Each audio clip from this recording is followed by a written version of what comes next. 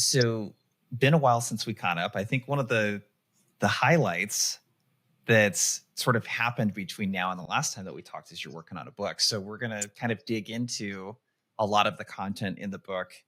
But I always like to talk to people like you that, I mean, Outbound is the primary thing that you help your clients with. And I feel like there are not a lot of people that do what we do. There's a lot of people that have sales training and do one-on-one coaching and that sort of stuff. But I don't know. Why did you choose to specialize in something so hard? That's what I ask myself. I know. I honestly didn't mean to. Yeah.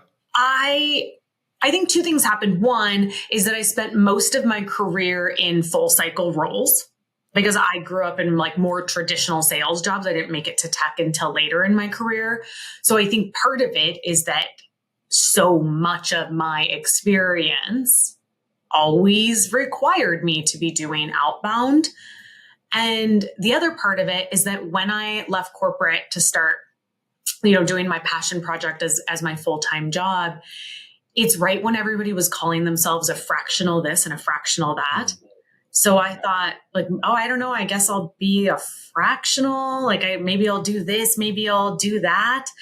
And I realized through all of it that where people needed the most help was that top of funnel stuff. And even when they came to me with questions like, how do I drive more urgency at the end of the month? Or like, how do I do better negotiating?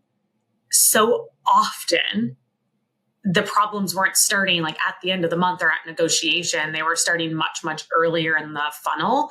So I just kept working earlier and earlier. And finally, it all came together, both like so much expertise and experience and a passion for it, and realizing that because there aren't that many of us, like people really need advice that's not silver bullet advice and that actually works. Yeah, that. And then oftentimes I see the opposite too, where it's so vague and high level strategy that it's, hey, as a rep, I just need to know generally how, when someone says hello and they pick up the phone, how do I conduct myself in that conversation? Yeah. And it's so much deeper than, the 27 seconds opener, right? That's been so popular. It's not that doesn't work for some people. It's just like, there's so much more to a scalable outbound motion than that. So let's kind of dig into the parts of the book. I'm curious on your approach on a couple things.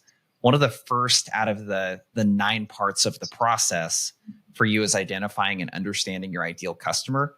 Mm. And, if I'm a leader at a company that's like a category leading brand, I might think, well, hey, Leslie, Jason, we really understand our ideal customers. In fact, we have an industry agnostic solution that we can sell to anyone.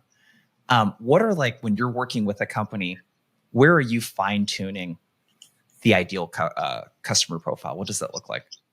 Honestly, an industry agnostic solution is such a red flag that I might disqualify myself from a deal conversation if somebody deeply believed that about what they were selling. So it's funny that you start there. I think what I see most often is that folks are using maybe ideal customer profile persona when what they really mean is qualified. Mm-hmm. And I see this the most in SaaS companies that have recently gone after funding. And I get it. It's because they have been talking in the language of TAM, of total addressable market, to try to get as much funding as possible. And when they siphon down a little bit from there, they're still talking about this huge qualified group of people, of anybody that could potentially buy from them or anybody they could potentially help. But it's the age-old adage of if you're talking to everybody, you're talking to nobody. So they try to create sales messaging that talks to 6 different title personas at 5 different industries in 2 different countries. And sure, there are going to be some similarities of what's important to them, but you're never going to be able to be exacting enough to make your messaging truly matter to them. Yeah, it'd be like seeing an ad. If you were trying to get really fit, it'd be like seeing an ad that was targeted at everywhere from people that are at retirement age to like little kids and being more active versus the busy sales professional, Right. let's say, like the busy executive that doesn't have a lot of time. So how do you think about like reverse engineering the ICP? So for example, I think this, like, we're having a good RevOps person that can pull like really good reporting around like, where do we win the most? What are the job titles involved in those deals? What industries are those? What kind of criteria are you looking at to reverse engineer the ICP? And are there maybe uncommon things that people are not looking at that you're like, here's kind of where the gold is, how we find the gold within your customer base? I loved all the ones that you already called out. Like, how can we look at our existing data to see where we are most likely to win, and not just win overall, but where are our shortest sales cycles coming from? Like, what industries never ask for a discount? What industries have the highest growth potential? So if we win one logo, we can win more. So I think the ability to look at existing data and then create reports and create very targeted outreach as a result of that is amazing. Two other use cases. One is that there are going to be companies that are new to market, maybe new to, like the geography, maybe they're completely new to market, launching a new product, and they won't have that existing data to go after. That's when I love making micro campaigns, building in lots of filters to the total territory so that you can really get in the weeds about what you are pretty darn sure matters to a CFO of a food and beverage company between 6 billion and 10 billion based in the US that got a new CFO in the past year. Right? So you're able to build in enough filters that you can make some pretty exacting judgments about what type of messaging is relevant to them. I love building campaigns like that. And I also, adjacent to that, think it is so powerful when people take the time to use triggers, intent, signals, whatever word we want to, say now, but use it in a way that helps the prospect connect the dots. So it's not congrats on your Series A. It's generally right after a Series A, CFOs of of like $1 billion SaaS companies are asked this question. And then the answer to the question is an outcome that you can help them deliver. So I think there are different buckets that you can use for your outreach, but the thread is, how can we make it easier for the person reading the message to like understand that we have knowledge of their world and what's important to them, and that there's some immediate trust in that we can help them solve it. Yeah. So there's like, this is really like a segmentation exercise when you think about it, because this drives how you conduct your outreach, where if I'm segmenting by industry plus persona, let's say, at a minimum, that's also less work that I have to do, where I think there's this thinking even with SMB that it's like, oh, it's a volume play. And it's just like, you got to do is, well, you can still take an SMB target list and still segment it by industry. Yeah. You could still segment the contacts by persona, so that even if you're not doing a lot of tailoring to the individual or the company, I can still speak to them in a somewhat relevant way. No different than, again, if I saw an ad, maybe it doesn't talk to my unique situation, but it's people like me in my industry. Mm-hmm. And that can be enough oftentimes for a rep. But I don't know about you, I rarely even see that done, even at the enterprise level, where that's provided, especially if a company hasn't gotten to the maturity level yet where they're segmenting by industry. Yeah. I think one of the easiest ways to understand how big of an impact it makes, because specificity breeds like credibility and believability, is thinking about the difference in emails that say executives like you versus a specific title, or industries like yours instead of that specific industry. And it's so easy for us we can send almost the same exact email. Yep. I mean, honestly, if you're getting started, just send the same exact email and only test making that one change, replacing executives like with a specific title. And then you can duplicate the email so it can say CFOs, VPs of finance, like directors of FP&A, or the specific industries. And even those very small changes make people feel like the email is for them. It's not for anybody that wants to do fitness. It is for somebody that is, a busy executive, somebody that's, on the verge of retirement, a mother that just had a child, something very specific. 100%. So once we have ICP down, the next kind of natural thing that we also look at is messaging. So you have this module around crafting and communicating your value prop. So with messaging, oftentimes the thing that I'm trying to get the organization to really adopt and understand is this idea of product voice versus customer voice. It's like we have these reps who are conditioned to just talk about their solution. It's the age-old problem, really, in B2B sales at least, versus speaking from the customer voice. There's a rep, I was just on a training call prior to this, a rep Taylor, who is just like such a rock star at this company that we're working with. And it's like, he's really ingrained this, like everything that he does is speaking to the prospect through the lens of someone like them. And it's, instead of we provide this, tax audit platform and here's what we do, it's, hey, we speak to a lot of, tax professionals. And one of the things that they really struggle with is it's so hard to stay up on compliance, especially internationally across countries. And it's just a lot of manual work, and they get surprised every now and then. How does that resonate with you, an ABC company? It's like, that's going to get such a different response where someone feels like, oh, this person's trying to understand me. And they're also demonstrating that they know me. And I think that that's a really big part of Outbound is, like, you have to reduce skepticism. And I feel like messaging is a really great way to do that.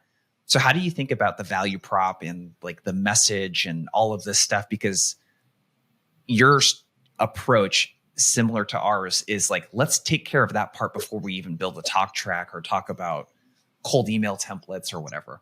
Oh, 100%. Before we decide the channels we're going to use or start writing any specific messaging, if you are not clear about exactly who you're writing the message for, so that you can also be clear about what outcomes are most important to them, what challenges they're facing, what opportunities they're aiming for, you're sort of at a loss. You're not going to get the results that you want from your outreach. And then what happens? They have to start sending more outreach to get the same responses. And it's just a terrible fall.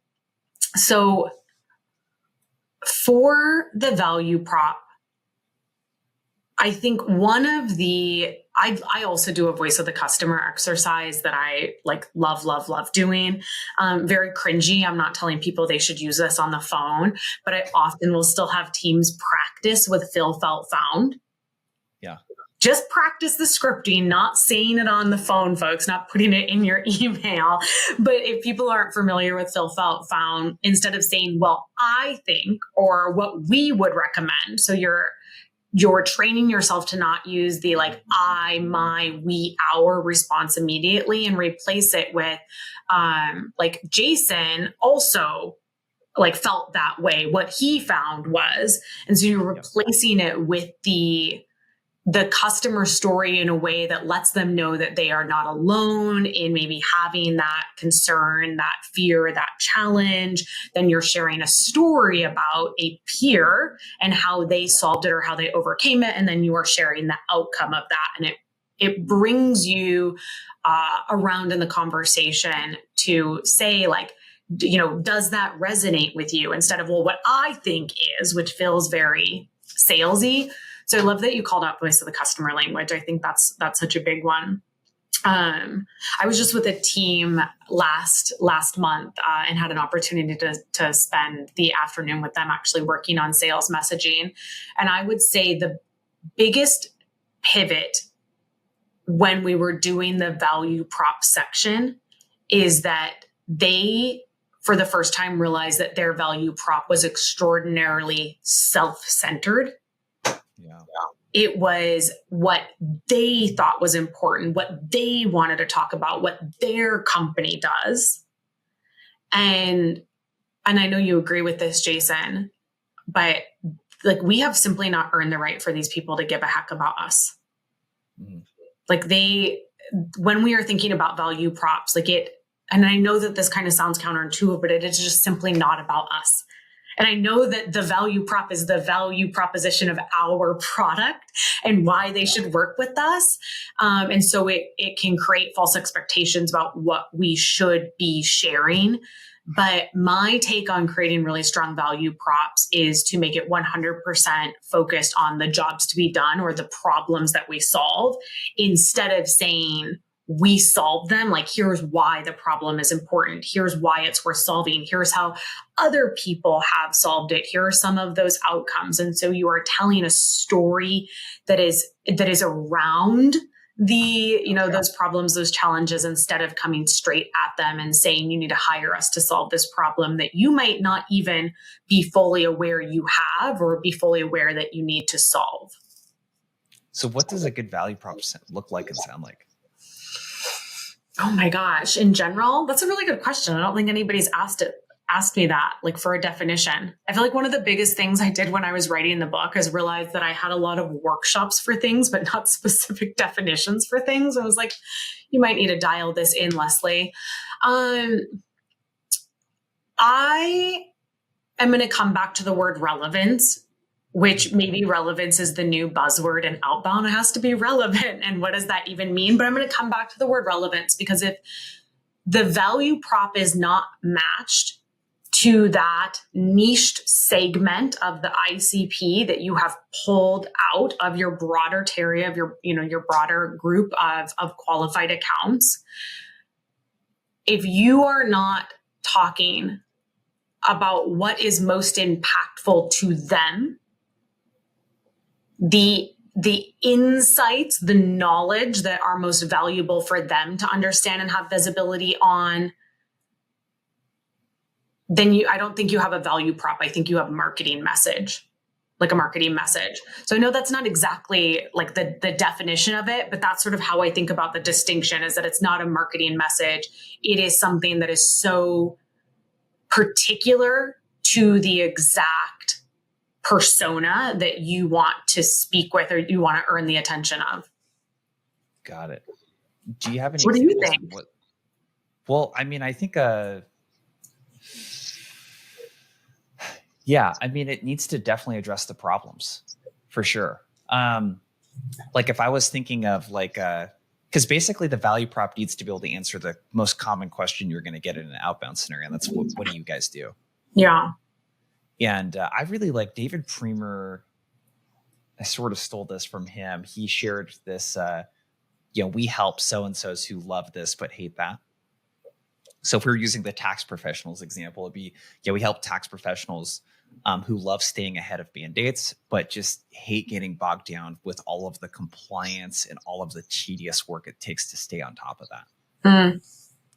And the love-hate can be interchanged with like or want or whatever, right? But that to me is the tangible thing that can be used in a phone call or a email, et cetera. I think it's to have some sort of aspirational component to it. What do these people want? And then what is a challenge or problem that gets in the way? Yeah. Okay. So now, based on you sharing that, I'm realizing that the way that I think about value props is not that exact. I love that, right? That's also sort of aligned with the gap. What is the gap that we're feeling, which I think is extremely important. But when I'm thinking about value props, I am not thinking about the broader message. That's like a nice strap line, right? Mm-hmm. That's a nice, easy to remember thing. When I think about value props, because the way I'm going to use them next is to write a series of messages across multiple channels that tell different versions of the story. Yeah. That the value prop is not a thing.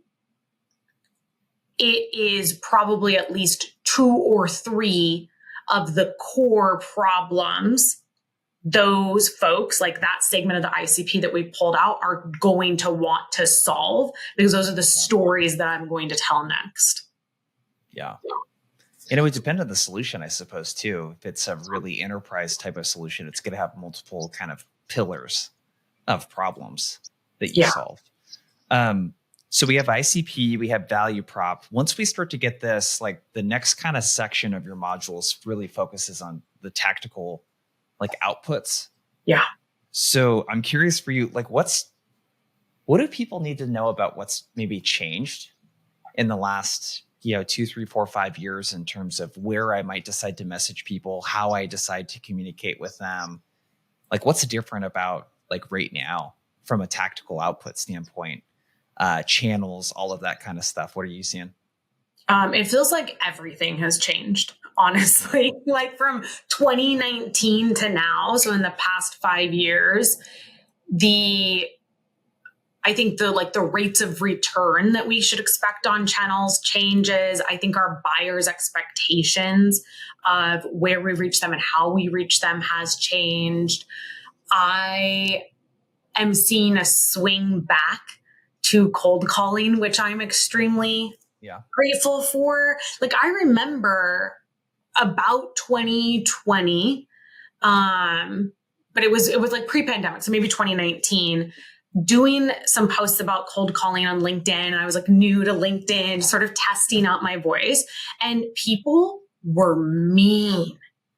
Like they were so mean, Jason, and cold calling is dead and you're so stupid if you think like I'm not going to answer. Like they were so mean. And so I both find it hilarious that like 5 years later, of course, like we've swung back to cold calling being a primary channel for a lot of teams that do outbound.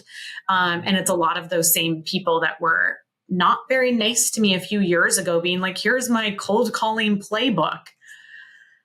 That's a different topic, but I think a couple things that have changed is that single channel outreach just simply doesn't work. Like even if you are using the phone, if you are only going out to prospects on a single channel, like you just won't get the results that you need, that you want for that type of outbound effort to be a good investment. I push my clients really hard to do at least 3 channels. And of course, there's the obvious like LinkedIn or some sort of social, email, and phone. But I'm also a huge fan of blurring the lines between what would traditionally be considered like demand gen activities and lead gen activities. So doing direct mail, even if it's a handwritten note or a gifting campaign or going to events, but taking a sales led approach at those events. But the gist is that if you are not doing everything you can to reach your prospect on their preferred channel versus your preferred channel, you're going to struggle with your outbound in 2025. Definitely. Yeah. How many channels do you recommend? I mean, you have to do at least 3. Yeah. I mean, the sales loft data and outreach data, all of it's going to tell you that the contact rates are going to increase by 2 to 3x when you combine multiple channels together. Yeah. The only exception I would say is if you're doing something that's pretty transactional, SMB, you probably could just get away with using a dialer and hitting the phones pretty hard. Yeah. But I think there's this, because you didn't have to do it before and you could get away with it, there's like major skill gaps that I see across these sales teams, especially with the account executives, where they're maybe a little rusty with it, or they just never had to really use the phone that much. So there's like this skill component to this as well. Is there anything like any tips that you have for the phones? I know we could spend a whole hour just talking about like phone outreach. Take a deep breath in. Yeah, you are so right. I agree. You know, I have realized, you've been doing this work for a lot longer than I have, but what I have realized, like, you know, over the past 3 years of being in the consultant seat, that so much of my job is actually change management. Yep. Like, of course, we have to do all of the training and the coaching and building of processes. But change management was the first thing that popped into my head, because you're really describing some resistance. And it certainly is bred from like fear, skill gaps. But there's a lot of resistance, not just from AEs, but I think from anybody that has been in sales for less than 10 years, there's resistance to understanding that it's never going to be as easy as it was during the growth at all costs phase. And for folks that have been in sales for more than 10 years, there's resistance to the like, well, this used to work. I'm just going to keep doing it because it used to work. And it's like, well, it did used to work. I also did it 15 years ago and it worked. But it, like, that simply does not meet the expectations of our buyers, / they're probably not even going to see your message because they get 400 of them. So you need to also call them and also, you know, do these other channels. I think the biggest skill gaps are soft skill gaps. When I work with teams, it's rarely that they can't do a technique. It's that they don't understand why we're recommending a specific framework, a technique, etc. And so when they do it, it becomes a sort of robotic check the box motion instead of an organic interaction. And I think some of that is worsened or deepened because we have not been practicing skills like active listening, which then allows us to ask really smart questions, which then allows us to do a good needs analysis, right?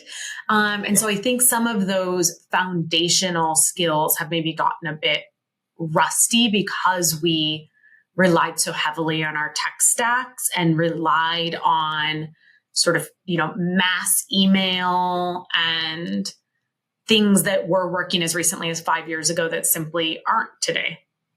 Yeah. It's what we talked about before I hit record was this, hey, one of the ways that we've relied on getting people's attention is by overwhelming them with volume. And when you try to do that in a channel where someone is already overwhelmed with volume, it doesn't really work that well. It's just noise. Yeah. The soft skills thing is interesting because I agree 100%. And the hard part is that most of the leaders don't have great listening skills either. So it's kind of blind leading the blind. But how do you recommend a team that's like, yeah, we need like talk tracks and all that kind of stuff. But how do you recommend people coach and enable and like reinforce around the soft skills? Like what would that even look like for an organization trying to get started with something like that? Yeah, well, I think you already made a really good point that sometimes the gaps are within the leadership.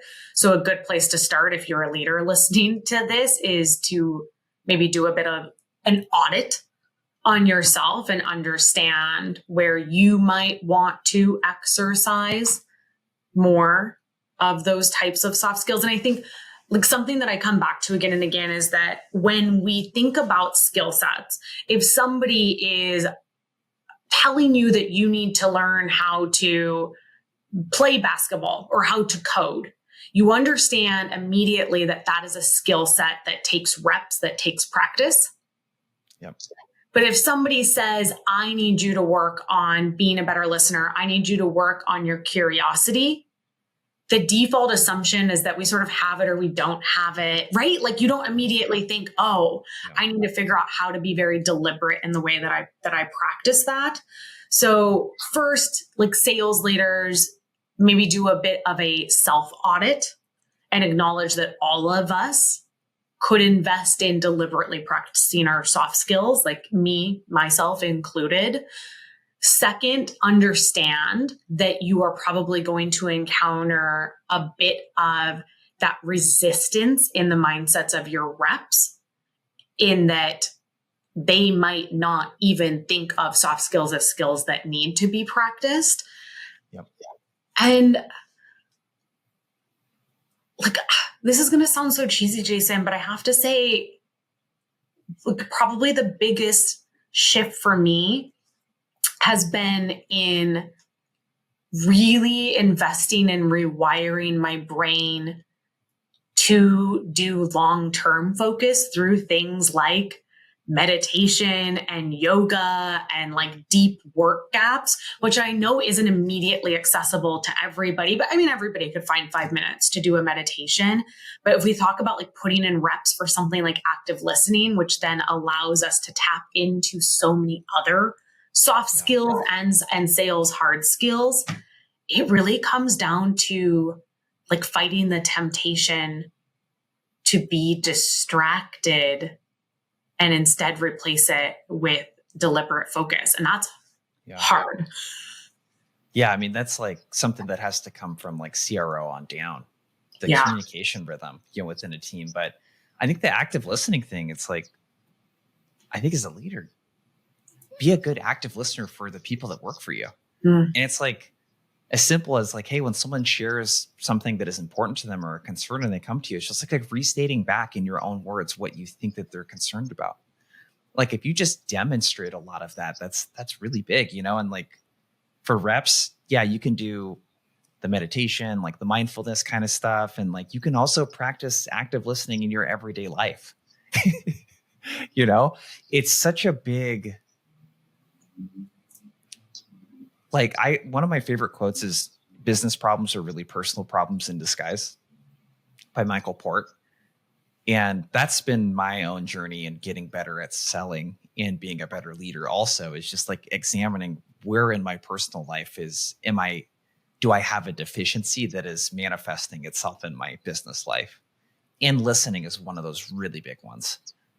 There's a book called You're Not Listening by Kate Murphy. That's really good. Love that book. We read it in book club last year, in business book club last year. Oh, it's so good. So good. We got a couple more minutes left. We've talked about ICP, value prop. We've talked a little bit about channels, what's changed, that sort of stuff. What else can people expect to find in your book? And maybe let us know when it's coming out too, but profit generating pipeline, a proven formula to earn trust and drive revenue. What else can people expect to find in the book, and when's it coming out? August 5 is the publication date.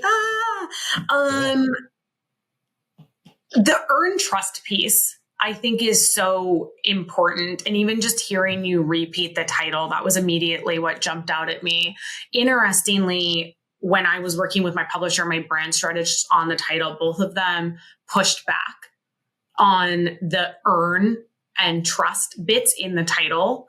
And their thinking is that like you want the title to pass the desirability test. Like somebody would say, I want, and then whatever the title is, they would want that.